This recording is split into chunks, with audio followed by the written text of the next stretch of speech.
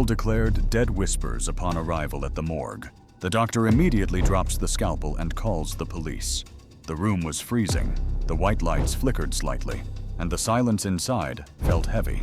Only the metallic sound of instruments being put away could be heard. Dr. Luis Ibarra, already wearing gloves, adjusted his apron as he had done for almost 20 years. He had seen everything in that amphitheater: bodies of the elderly, of young people, of strangers, and of people he knew. But that morning, when they opened the door and brought in the body, something inside him felt heavy. It was a small, thin girl, wrapped in a thermal sheet stained with soot. The body had been found in the rubble of a neighborhood that had burned down a few hours earlier. No one knew who she was.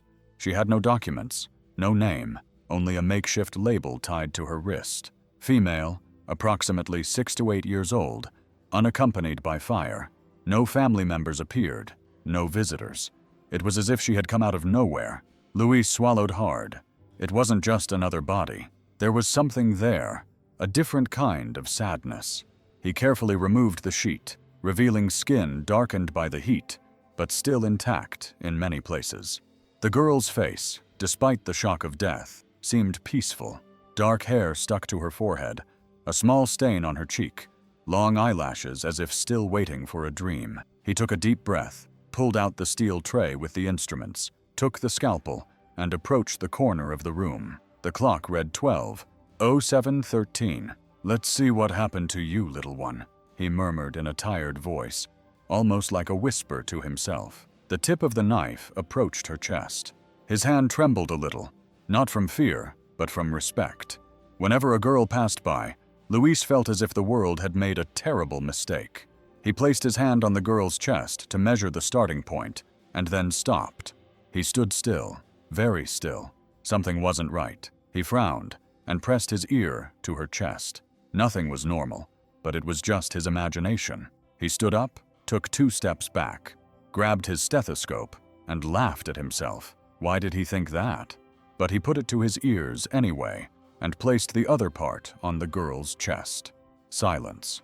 Until a sound, almost nothing, a sigh. Luis took off his headphones. Silence. He put them back on again. Again, the sound. Very soft, like a moan. He opened his eyes wide. No, it couldn't be. He bent down, put his ear close to the girl's face, and that's when he heard it. Faint, hoarse, almost dying. "Mommy!" The scalpel fell from his hand with a sharp noise. "My God!" he whispered, his voice breaking. His legs trembled. He put his hand on the edge of the table to keep from falling. That sound, that voice, it wasn't his imagination. It was real. It was the girl's. Weak, almost without strength, but real. His heart was beating fast. His hand was shaking. He ran to the door and shouted, "Help! Someone is alive! There's someone alive here!" Her voice echoed through the empty hallway. No one answered immediately. "Help! The girl is alive! She's alive!" He ran back, pulled the sheet to cover her a little more, and pressed his fingers on the girl's wrist, trying to feel something, anything. But there was still no pulse. Her body was cold, but she had spoken, and he had no doubt. "Hang in there, little one. Hang in there just a little longer," he said, almost praying, with tears in his eyes. The sound of footsteps began to echo in the hallway. Doors opened, voices approached, and in that moment, amid the confusion, fear, and hope, Luis understood something. This was no longer just a body check. It was an opportunity, a life, and perhaps a miracle. The sound of the stretcher wheels echoed loudly through the hospital corridors. Nurses shouted short orders. "Make way! Pressure 6/4! Come on, come on!" The small figure that had been given up for dead was now alive, almost invisible under the sheets. The girl was breathing with the help of machines, weak, without opening her eyes. But she was there, against all odds. Dr. Luis ran alongside, sweating coldly, unable to stop looking at her. He still found it hard to believe what was happening. Part of him wondered if it was real, but it was. The whispering, the fear, the hope, it was all too real. In the emergency room, doctors and nurses acted quickly. Tubes, IVs, monitors turned on, the constant sound of machines beeping and flashing. Luis stood in the distance with his hand on his head, tense and silent. He wasn't the doctor in charge there, but he couldn't leave. A nurse approached with a small plastic bag. "This was in her bag, doctor." Luis took it carefully. Inside was a piece of paper, dirty with soot. He unfolded it slowly. It was a child's drawing, done in colored pencils. A smiling soul in the middle of the page with arms. But it wasn't an ordinary soul. It also had legs, as if it were a little girl dressed as the soul. Next to her, a woman in a long dress was holding her hand. The two of them were standing together on green grass. Luis felt a lump in his throat. "It's her. It's the soul itself," he whispered, almost to himself. He looked again at the sleeping face of the girl. Despite the tubes, the cables, the pale skin, there was something alive there. Something strong that was clinging on to stay. Hours passed. The girl did not wake up. The diagnosis was clear: deep coma. The brain was alive, but in protection mode. No one knew for how long. No one knew if she would wake up. Luis remained there the whole time outside the ICU room, looking through the glass window. There were those who said he was exaggerating. She's just a nameless girl. She may not even survive. There are other cases to attend to. But for him, it wasn't just another case. There was no one for her. No visitors. No family. No documents. Just that soot-stained drawing and a faint voice asking for a mother. At night, when the hospital quieted down, Luis would slowly enter the room. He would sit next to her, take the drawing, and place it on the bedside table. He would speak softly. "You're going to wake up. Yes, I don't know who you are, but you're not alone. I'm here." He would look at the machines, every line, every number, and he would stay there in silence, waiting, as if his presence, his faith, could keep that little life connected to the world. And deep down, something in him knew that she had already come back once, against all odds, and maybe, just maybe, she was fighting to come back again. The light from the ICU reflected faintly on the girl's face. The sound of the machines was almost like a constant song, that soft beep repeated as if time itself were there, measuring everything carefully. Doctors and nurses came and went, but no one stayed long. She was just another patient in a deep coma, with no name, no history, no one, but not for Luis. The next morning, when the nurse came in to clean the body, he asked to accompany her. It was unusual, but he insisted, saying he wanted to make sure everything was done carefully. The girl was motionless in bed, wires attached to her body, her lips dry, her eyes still closed, her eyelashes gently stuck together. Luis stood silently by her side, watching the nurse's every move. The nurse started at her feet, and then slowly worked her way up, wiping the skin, still stained with blood, with a damp gauze pad. When she reached the left arm, she paused and frowned. "Doctor, look at this." Luis approached, curious. The nurse wiped again with the gauze, cleaning carefully just above the wrist, on the inside of the forearm. A mark appeared, a kind of crude tattoo, almost as if someone had done it at home. Simple, crooked letters, as if someone had done it with a needle and regular ink, but it was clearly legible. Clearly, Soul. Luis fell silent, staring at that name or nickname, he didn't know which, but it was all she had, the only thing that said who she might be. Soul, such a small word that said so much. Souls are without light, heat, life, just her, who arrived there cold, with no one, almost lifeless. It was ironic, or maybe not. Maybe it was a sign, a reminder that even in the darkness there is still brightness. He repeated it almost without meaning to. Soul, the nurse felt with her head. It's her name, I don't know, but now it's all we have. Luis couldn't stop looking at the girl's fragile skin. The tattoo was ugly, yes, but it had a strange power, as if it were a request, a call, and there, in that moment, he felt something he couldn't explain. It wasn't pity, it was responsibility. He looked again at her face, so small, so calm, so alone in that hospital bed, and something inside him broke, as if a part of him had also awakened. Soul, I don't know who you are, but I'm going to stay here until you tell me. He gently touched the edge of the blanket, carefully adjusted the pillow, and sat down in the chair next to the bed, not as a doctor, but as someone who knows what it's like to lose and doesn't want anyone else to go through it. That day, Luis didn't leave the hospital, and in the pocket of his coat, he kept the girl's drawing, that soul with little arms holding her mother. 2 souls, now one on paper and one marked on her skin. The days passed slowly. Soul remained motionless, connected to the cables, the tubes, the hope. Every morning, Dr. Luis Ibarra arrived before everyone else and went straight to the room. He looked at her like someone waiting for an answer in silence. Sometimes he spoke to her. Sometimes he just stood there quietly, watching her little chest rise and fall with the help of the machines. The hospital followed protocol.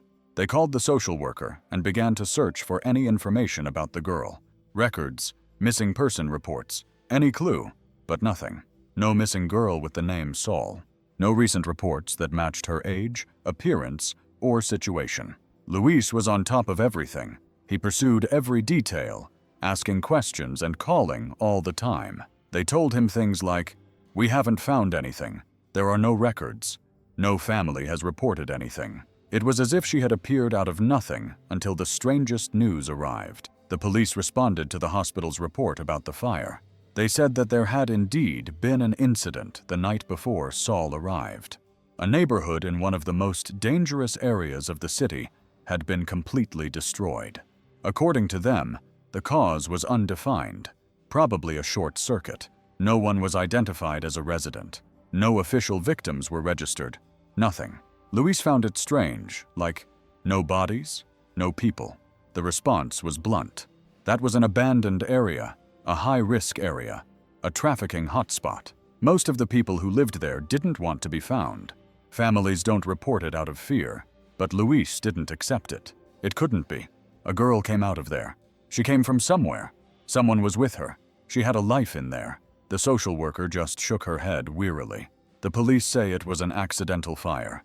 They say they were investigating the area, but found no clear evidence of anything. Unfortunately, doctor, sometimes we'll never know. Luis clenched his fists. It was as if they wanted to erase that girl twice, first with fire, then with silence. He went back to the room, sat down in the chair, and looked at Sol, that little girl with a name tattooed on her skin and a crumpled drawing in her pocket. That was all. No records, no family, no past. But Luis knew. He felt it. It wasn't a coincidence. That lack of information, that fire with no victims, that forgotten place. It all felt too strange, and then he spoke softly, as if making a promise.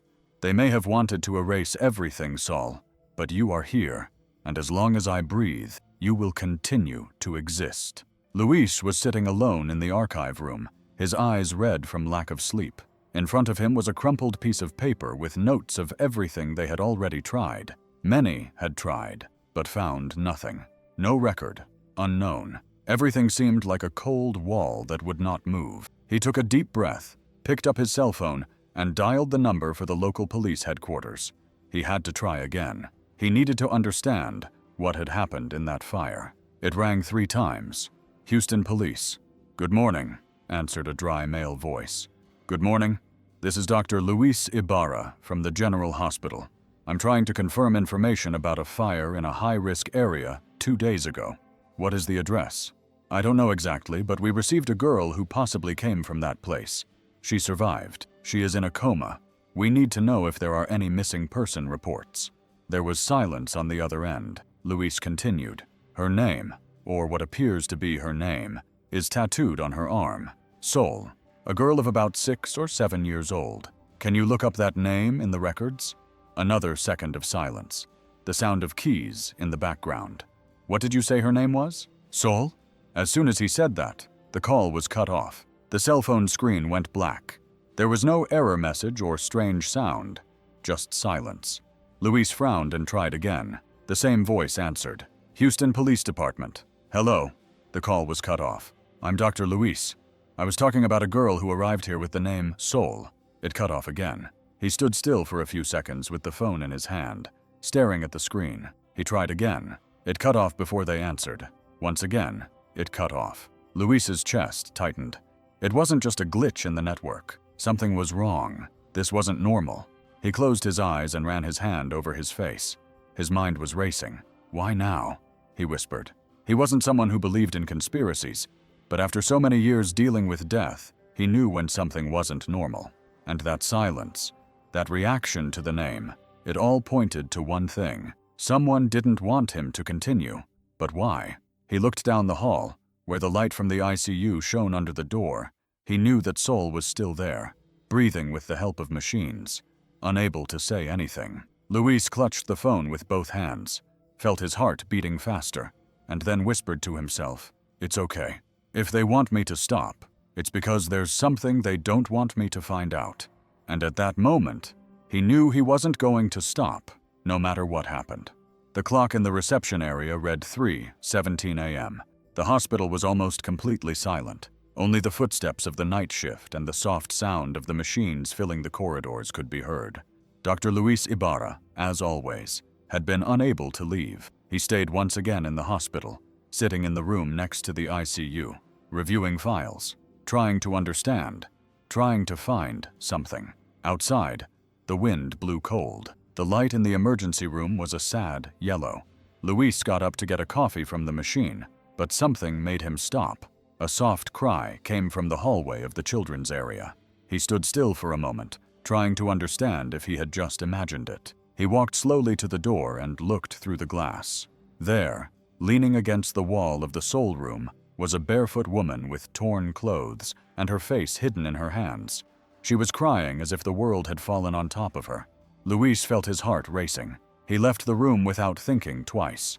"Ma'am," he said carefully. The woman lifted her face. Her eyes were red, her hair disheveled, her skin covered in marks. She looked at him as if she recognized him, but was also afraid. Luis took a step forward. "Do you know the girl?" The woman didn't answer. She just began to walk away, slowly, like a wounded animal. "Please," he insisted, lowering his voice. "If you're her mother, tell me. She's alive, but she needs you. She needs to know who she is. Help me help her." The woman bit her lip and suddenly turned and ran. She ran down the emergency stairs barefoot and disappeared around the back of the hospital without looking back. Luis stood there, not knowing what to do. He tried to run after her, but she had already disappeared into the darkness of the side street. No guard saw her. No camera recorded her. Like a ghost, she returned to the room, breathing heavily, not understanding.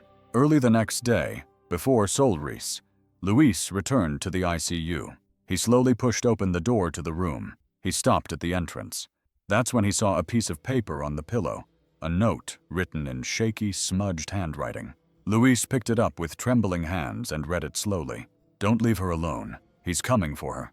His hands began to sweat. His legs trembled. He read it again. The same chill he felt in the morgue returned, now stronger, more cruel. Someone was looking for her, and someone out there was afraid, so afraid that they took a risk in the middle of the night, entered a hospital, and left a desperate note before disappearing again. Luis sat on the edge of the bed, the paper still in his hands. Sol had come back to life once, but now she might be in danger. Again he rested his elbows on his knees, lowered his head, and closed his eyes. And suddenly, he was no longer there. He was many years ago. The smell of smoke came back strongly, the sound of screams, the heat cutting through the air, him running through the hallways of a small apartment on fire, the faint voice calling Daddy, the desperation, the firefighters holding him by the arms, the stretcher coming out with a small body covered up to the neck. Camila, 7 years old, his daughter, his only child. He remembered her little face, all dirty with soot, her long eyelashes like those of the girl who was now called Sol. He remembered her last birthday, the doll she received, the blue dress she liked so much. He remembered her laughter, the way she ran around the living room, and he remembered the day of the fire, the time it took to arrive, everything he couldn't do. He never forgave himself. Even when they told him he had done everything possible, it wasn't enough. And now this girl, this nameless girl with no history, lost in the world, appeared before him in a morgue, whispering a word that he never heard again. "Mama." Luis opened his eyes and felt a tear slowly roll down his cheek, hot and lonely. Maybe it was crazy. Maybe he was mixing everything up. But a part of him deep inside was screaming, telling him that this was no coincidence, that Saul hadn't appeared by chance, that even though he didn't know where she came from, she had arrived for a reason. He got up and looked around at the empty bed, the crushed pillow, the smell of hospital in the air. Camila whispered with a broken voice, "Forgive me." She closed her eyes once more. "I couldn't save you, but maybe now I can save someone. Maybe that's it." And with the note tucked in his pocket, Luis took a step, the first of many, because now he was no longer alone. He was a doctor. He was a father. He was a protector. He was the only one between her and whoever was coming for her. At the end of that afternoon, Luis entered the medical director's office with a simple envelope in his hands. He sat silently in front of the coordinator and left the paper on the table. "It's a request for indefinite leave." She frowned in surprise. "Doctor, are you sure? We're short-staffed on call and the girl." Luis looked her in the eyes and replied in a firm, low voice. "It's for her." He explained nothing else.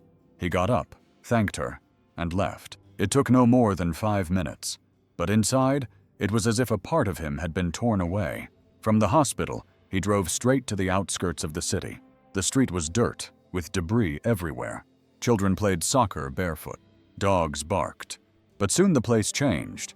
It became emptier, quieter, as if no one wanted to stay there for long. He arrived at a narrow alley, stopped the car, and took a deep breath. In front of him were the remains of a low, burned-out building, the house, or what was once the house. The walls were still standing in some corners, black and cracked. The smell was still there, strong, marked by gasoline and old smoke. Even days later, the air in the place was still dirty, heavy, almost as if it were still burning. Luis entered with slow steps. He was carrying a flashlight, a mask, and gloves. He adjusted the hood of his coat and began to search the rooms. The floor creaked under his feet, and ashes flew up. A mouse ran to the corner but did not retreat. He went to what appeared to have been a living room in one corner. There was a melted piece of furniture, a dresser, and next to it, something caught his attention. A small safe, twisted by the heat, but still recognizable. Luis bent down and tried to open it. It was stuck from the flames. He used a screwdriver he had in his coat pocket, forced it, and turned it until the lid gave way with a dry crack. Inside were burnt papers, melted plastic, a piece of tape with something illegible written on it, but there were also photos. He took them out carefully, trembling. Old photos, some completely burnt, others half-burnt. One of them he stopped, frozen. A woman smiling with her hair tied back, carrying a little girl in her arms, her face dirty but happy. The girl's arms wrapped around the woman's neck, her eyes shining. It was her, there was no doubt. And the woman. Luis took a moment to realize it was the same woman who had been crying in the hospital hallway, barefoot, her eyes desperate. The one who had run away, without saying anything. He sat down, right there, on the cold, dirty floor, and dirty. He stared at the photo as if he were watching a movie he had been trying to remember for years. There were many things wrong with that story, but now he knew one thing. Saul had a mother who loved her, and something or someone had turned all that into ashes. But not even the fire could erase the truth, and Luis now would not stop until he found her. 2 days after visiting the burned house, Luis was sitting on a bench in the town's central square with the envelope of photos on his lap. The Saul hadn't even risen yet. The morning cold cut through his fingers, but he didn't care. He was waiting for someone, a familiar face, someone he still trusted. "You're older, doctor," said a voice behind him. Luis turned and saw Esteban, a local radio and newspaper journalist who had already exposed many things in that town. A former investigative reporter, he now wrote small articles without getting into trouble, but he still had a nose for news and courage. "You're not beating time either, Esteban," Luis replied with a too-tired smile. They greeted each other with a firm handshake without many words. Luis handed him the envelope. Esteban opened it, saw the partially burned photos, and shook his head. "This was where? In a safe in the burned house. And this girl is Sol." The journalist looked up seriously. The one who came back to life. Luis felt it. It's real. She's alive, and she didn't fall from the sky. Someone tried to make her disappear, along with everything around her. Esteban put the envelope inside his jacket. Give me a day. That same afternoon, they met again. Esteban arrived with tired eyes, an unshaven beard, and an expression that Luis recognized as somewhat dirty. There is no public record of the fire. He got straight to the point. No press release, no official statement, no technical report, just a generic police report. You know how it's written there. Luis remained silent. Accidental destruction due to a short circuit in a risk area. Nothing else. Nothing about victims, or even an investigation. They closed the case in 2 days. Luis swallowed hard. They covered it up. Esteban nodded. I tried to talk to an acquaintance at the police station. He told me in no uncertain terms that it was a drug zone, and it was better not to get involved. You know what that means, right? Luis clenched his hands on his knees. It means that someone wants to bury everything, and quickly. Esteban looked around and lowered his voice. The truth is that this story stinks, and if you continue, you'll up annoying some powerful people. Luis looked at the floor, took a deep breath, then looked up with a determined expression. She's about 7 years old. Esteban, 7 or 8. She was in a morgue, and she spoke. She spoke.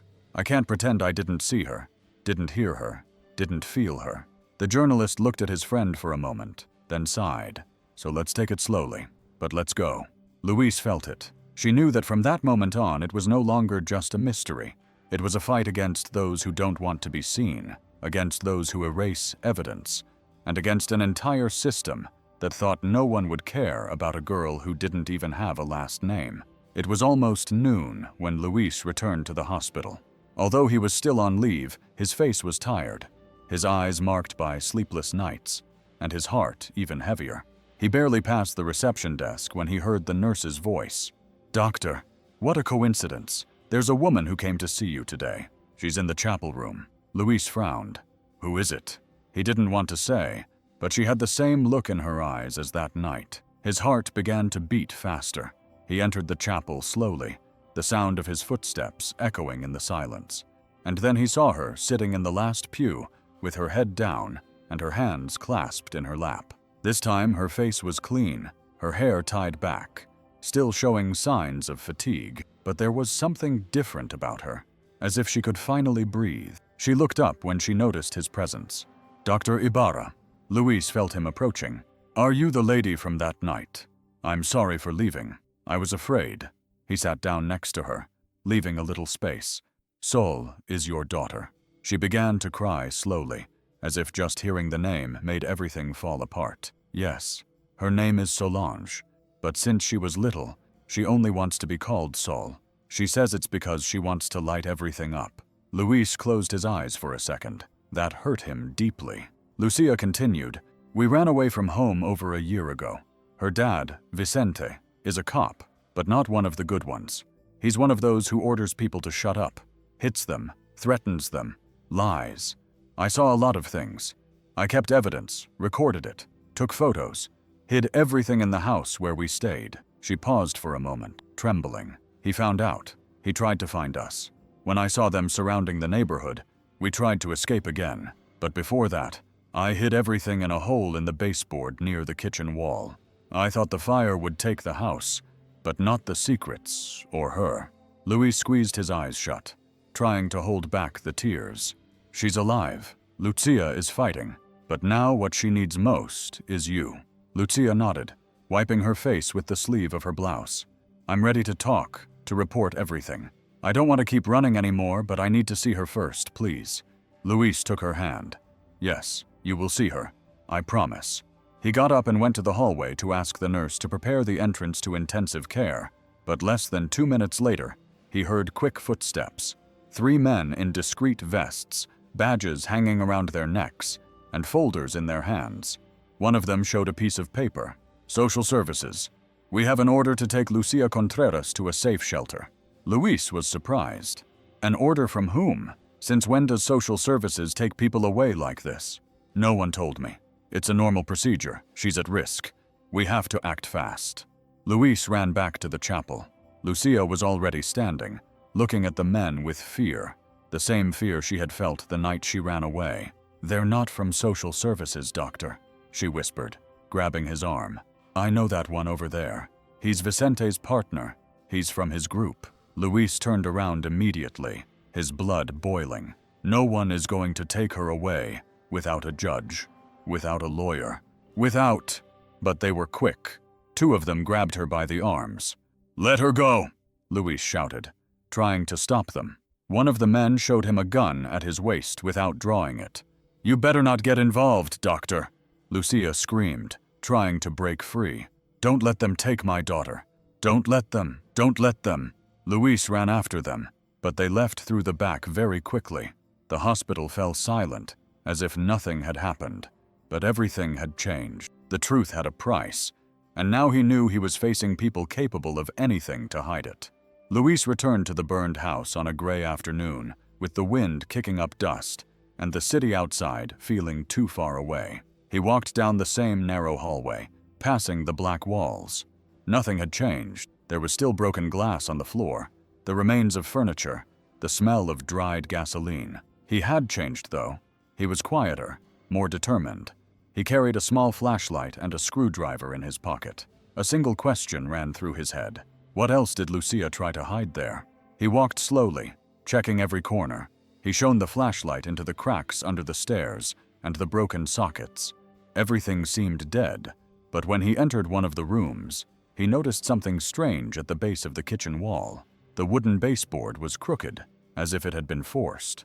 Luis knelt down and ran his hand over it. He felt a small hole. Carefully, he inserted the tip of the screwdriver and pulled the wood away. It came loose with a sharp sound. Behind it was a small hole in the cement.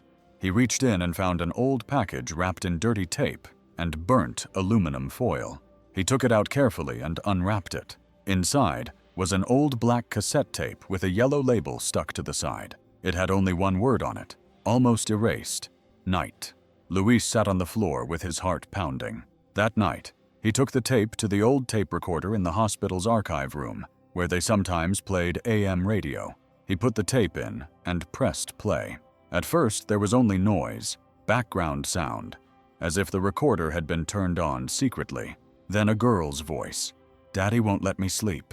The voice was soft, tired, scared, then silence. A step in the background, and suddenly a sharp sound, a blow, and the same voice, now weaker, screaming again. "Mommy cries." Luis's chest tightened. More noise, and then the sound that broke everything inside him. A muffled scream from a strong, real woman, a loud thud, and another scream. Luis closed his eyes. The recorder was still running. He didn't need explanations. That was proof. That was pent-up pain. It was a little girl trying to understand something that no adult should ever have to experience, and a mother screaming for help where no one could hear her. He turned off the tape. He sat there for a long time with the recorder on his lap, his heart broken into pieces, and the certainty that Sol was not just a forgotten child. She was a survivor of a hell that was still burning. It was a very hot afternoon when Luis's phone rang. On the other end of the line was a trembling, low voice. "Doctor, I'm the hospital guard. Something happened to your friend, the journalist." Luis felt a chill inside. He ran to the small security room and saw Esteban lying on a makeshift stretcher with his face covered in bruises, his left eye swollen, his mouth cut. He was breathing with difficulty.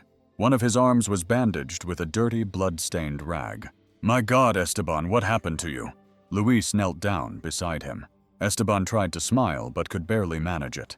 "It was just a conversation," he said through gritted teeth, in pain. "But they already knew I was looking for you.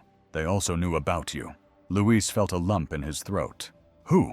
"3 men. They didn't say who they were, but they knew names and dates.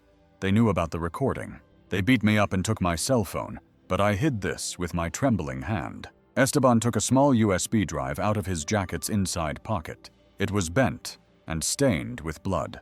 "This is all I managed to copy from the old newspaper archive before they deleted it from the system. Keep it safe. Protect it. Use it." Luis took the object carefully. It was warm from sweat and blood. "What's on here?" Esteban closed his eyes for a second, trying to catch his breath. Old photos, police parties, secret meetings. Vicente is there, his bosses too, all of them together in uniform, laughing, drinking. One of them is now the Secretary of Security. Luis couldn't say anything. This is serious, Esteban. That's why they want to erase everything. The soul, his mother, his house, everything. But that girl, she's the spark.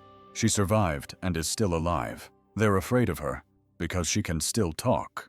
A tear fell from Esteban's bruised eye. I'm sorry, doctor.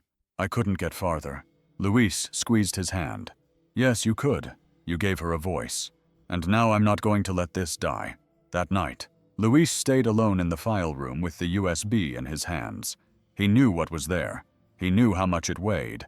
And he also knew someone was willing to do anything to bury the truth. But now it was too late, because the truth had a face, a voice, a tattoo on the arm, and a crumpled drawing of the soul in the pocket. It was early morning, and even though he had drifted off a little, he couldn't leave the hospital without sleep, without thinking. He preferred to stay there, and that's when the constant sound of the ICU changed tone. First a small glitch, then silence, and then the most feared sound of all, the alarm. That loud, urgent sound that breaks the soul of anyone who has seen someone leave. Luis was not on duty. He was in the hallway, asleep in a hard chair with his jacket on and tiredness on his face. But that sound pierced his sleep like a bullet. He opened his eyes in fear and knew. He ran and pushed the ICU door open with force. The nurses were already there, doctors trying to control everything, but the girl's body was limp, cold, her skin very pale, and the monitor showing a line that shouldn't be there, straight, without sound. Let me, he shouted, pushing the others aside. I'm the one who found her. I know how to touch her. No one had time to argue. Luis knelt beside the bed with his bare hands and began to perform strong, rhythmic compressions with all his soul. Come on. No, no, no, he whispered through clenched teeth, his voice breaking. Tears began to fall from his eyes, his beard wet, his face trembling. Don't leave me again. Please don't leave me again. He pressed, counted, breathed, shouted with his eyes. Breathe, my girl. Breathe. For a second, everything seemed to stop. Time, the world, the machines. And then a sound, a signal. The beep returned, weak and uncertain, but it returned. Luis stopped, breathless, and placed his forehead on her hand. She was still lying there, her body almost motionless. The tears flowed uncontrollably. Thank you, he repeated softly. The nurses were in shock. No one understood how, but Sol was breathing again with the help of the machines. Yes, but alive. Luis grabbed that cold little hand, as if it were the only thing holding him in the world. I'll never let go. You heard me. Now I hear you every day. Until the very last. He stayed there all night without leaving, without sleeping, just feeling the girl's fragile breathing and silently asking her to stay. Because now she was not just a patient. She was a daughter again, a lost love that was beating again after Sol's respiratory arrest. Luis could no longer sleep well. Every time a beep sounded, every step in the hallway, he would get up. He no longer trusted anyone. Something inside him screamed that the danger had not passed, that perhaps it was closer than he thought. It was then that he decided to do something out of the ordinary.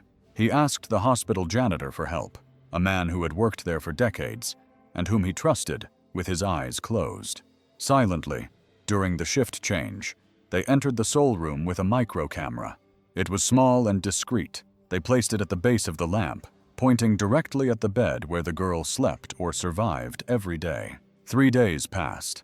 Luis checked the images on the old computer in the nursing station, always after hours. His heart raced every time he opened the files. But until that moment, nothing. Until that early morning, it was a long recording, almost 5 hours of silence. But at around 3 in the morning, a shadow appeared, a man in a white coat walking slowly and quietly. He stood next to the bed. Luis paid closer attention to the playback. The man opened the medicine cabinet, took out a syringe, took something from a dark bottle, then went to the IV connected to Sol's vein. and injected it slowly. Luis froze, rewound it, watched it again, then paused it, and turned up the brightness of the screen. The man's face was visible for a moment. He was one of the night shift nurses. Luis had seen him many times before, but the bottle was not from the hospital, and what he injected was not medicine. It was a sedative. Luis felt his stomach churn and his hands tremble. He pressed the pause button and stood there with the image frozen, the sleeping girl, the man beside her, and the without wasting any time. He made a copy on a USB drive, and the next morning drove straight to the regional public prosecutor's office. He asked to speak to the prosecutor in charge, and was seen after an hour's wait in a small, hot room with piles of papers on the desk. "My name is Dr. Luis Ibarra, and what I am about to show you could cost a life." The prosecutor, a serious gray-haired man, took the USB drive, connected it to his laptop, and watched it. He listened to Luis watched the hospital cameras in silence from beginning to end. When he finished, he leaned back in his chair and remained silent for a long time. Then he asked, "Who is the girl?" "Saul survived a fire. She is in a coma. They tried to kill her twice." "And the man, the hospital nurse?" The prosecutor closed the laptop and folded his hands. "The girl's father's name is Vicente." Luis was surprised. "How do you know that?" He took a deep breath. "If that's the case, you're involved in something big, Doctor." "How big?" "He has a clean record, but he's protected. He hangs out with the heads of the corporation, people who are more powerful than you can imagine. They've tried to get rid of him twice, but they never succeeded. The evidence always disappears. Someone always changes their statement." Luis stood up indignantly. "I have proof here. A video. He tried to kill a girl." The prosecutor shook his head. "I believe you, but that's not enough. If that video is leaked, it will disappear just like the others, and maybe you too." Luis remained silent for a second. His chest rose and fell rapidly. "So you're not going to do anything? Silence, Doctor. Keep that safe. Protect that girl. If you want to see this through to the end, you'll have to be willing to lose everything." Luis left the room without looking back, the USB stick in his pocket, and his heart burning, because now it wasn't just a girl in a coma, it was a war, and he knew he had already chosen his side. It was late when Luis's cell phone vibrated. Unknown number. He almost didn't answer. He was exhausted, bent over papers, his face marked by sleepless nights, but something inside him, perhaps instinct, perhaps desperation, made him slide his finger across the screen. Well, for a few seconds, only noise, then a faint breath, and then a voice, almost a whisper.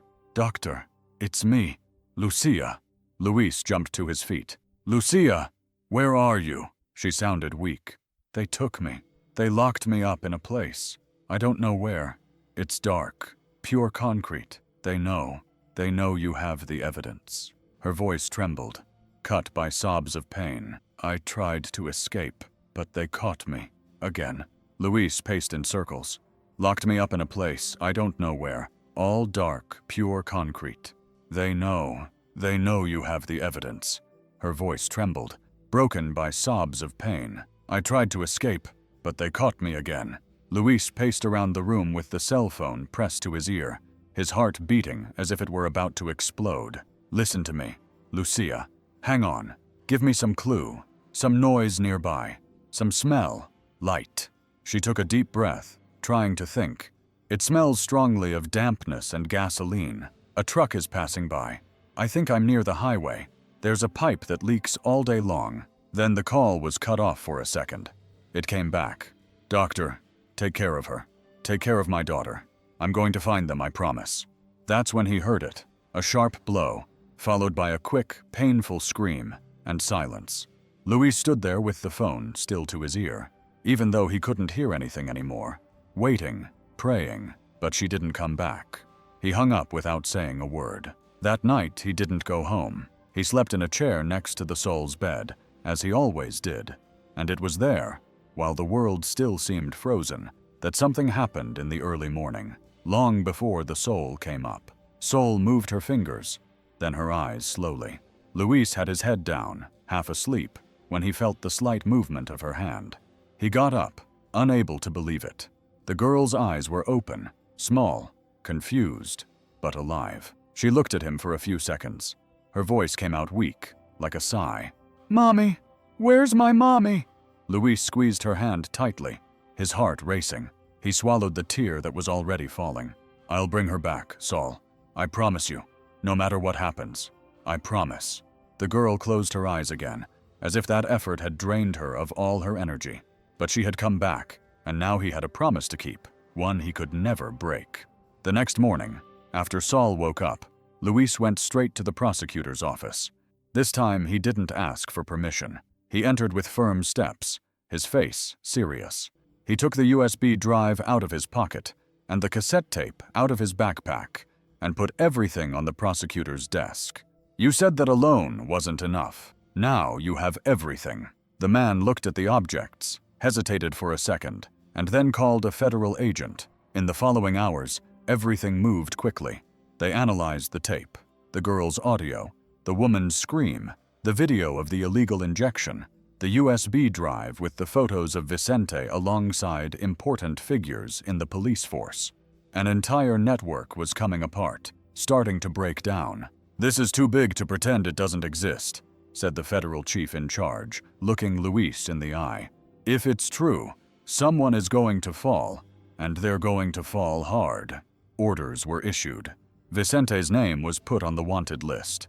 A rescue team was urgently formed, and then 2 days later, at 4 a.m., in an abandoned warehouse near the highway rented by Vicente, the doors were broken down. The team entered with shields, weapons, flashlights, and in the corner, lying on a dirty mattress, tied with nylon rope, was she, Lucia, wounded, weak, her lips split, her face swollen, but alive. "She's alive! She's alive!" shouted one of the agents.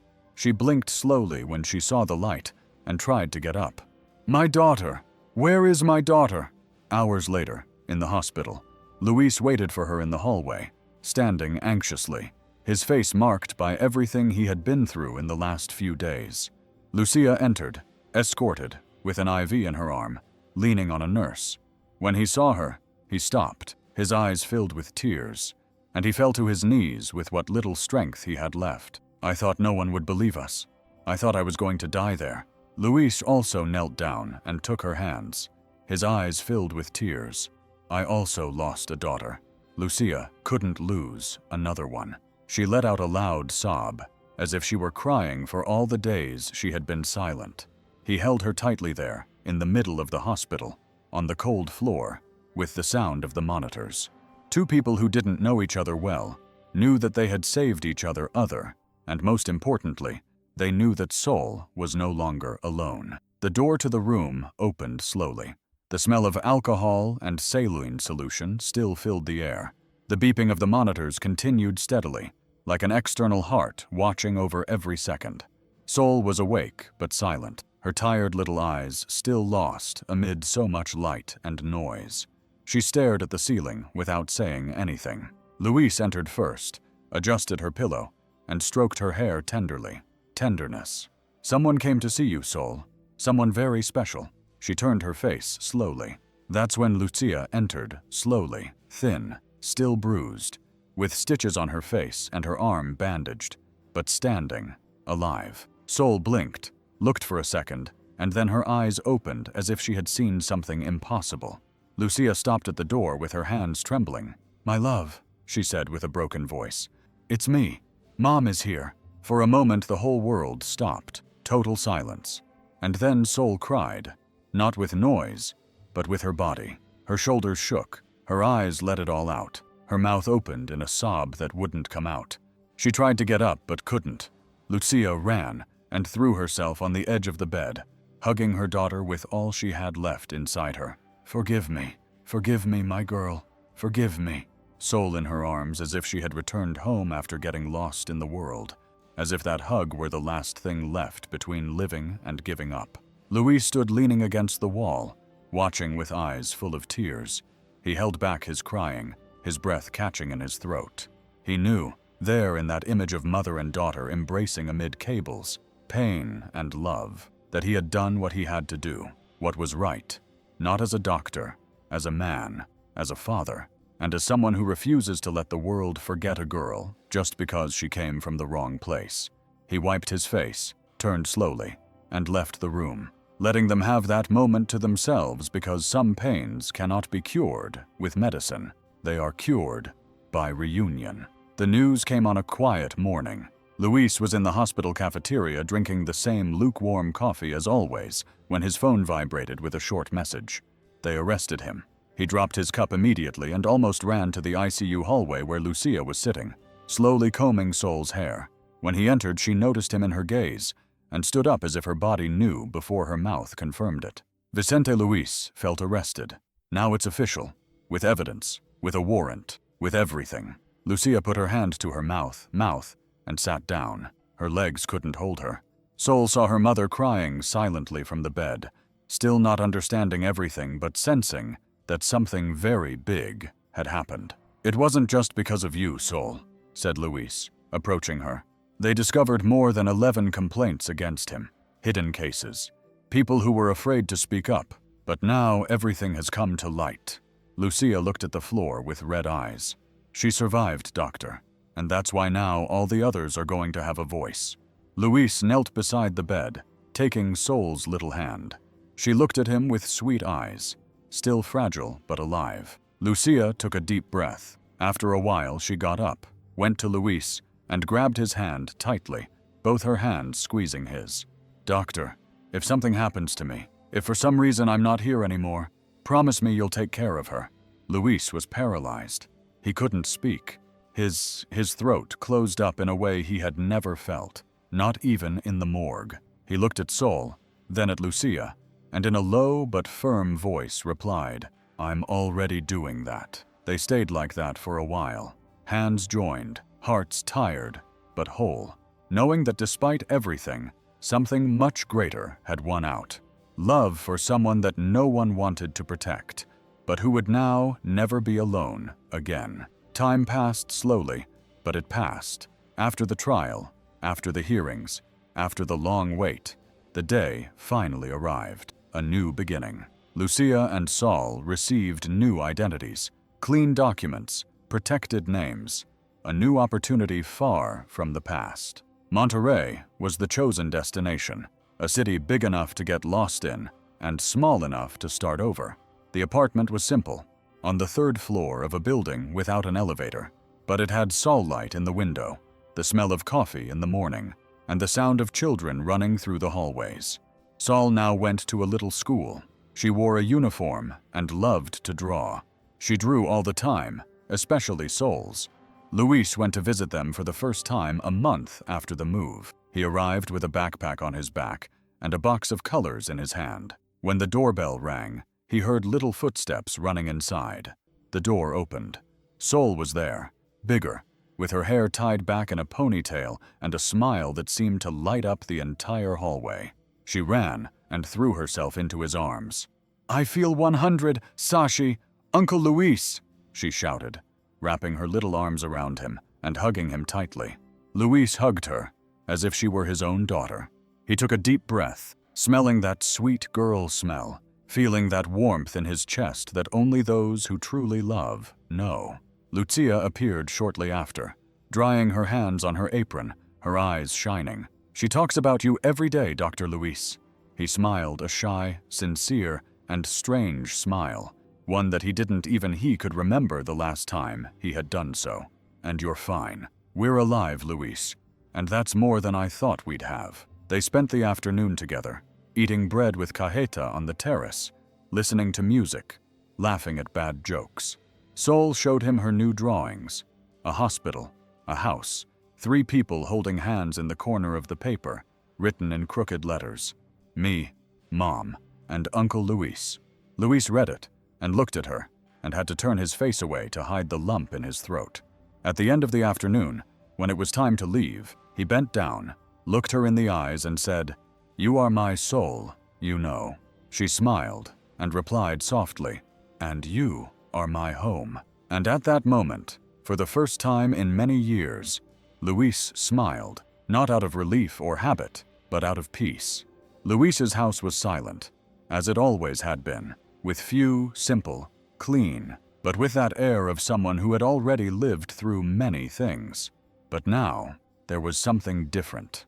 A small detail that changed everything. On the shelf in the living room, right in the center, there was a new picture frame. It was a photo, a montage. Camila in her favorite blue dress, the one she wore on her 7th birthday, smiling with her eyes closed, holding another hand with her small hands, Sol's hand, the two together, as if they were sisters, as if time had turned back just to preserve that moment that never existed, but that Luisha's heart needed to have. He passed by there every day and always stopped, staring at the image for a few seconds.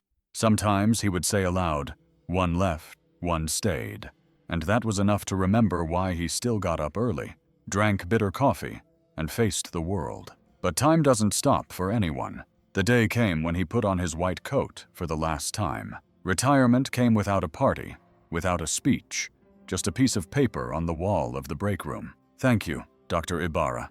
That morning, he entered the amphitheater as if returning to a sacred place. The hallways still had that smell of formaldehyde and silence. The cold lights, the steel files, everything the same, but he was different. He walked to the last room, the same one where it all began, and stopped in front of the cold table, that table that had seen so much pain, a final farewell. He took off his gloves and slowly ran his hand over the metal surface. Then he closed his eyes and whispered, "Thank you, Camila, for bringing me to the soul." He remained there in silence. There was no sadness, only gratitude and love, a love that cannot be extinguished by time, fire, or death. The door closed behind him, and the sound of his footsteps faded down the hallway, but the story would never fade away. What about you? Would you risk everything to protect someone you've never met? Your answer could influence others. Take advantage of this, and subscribe to get updates on the next videos and turn on the bell.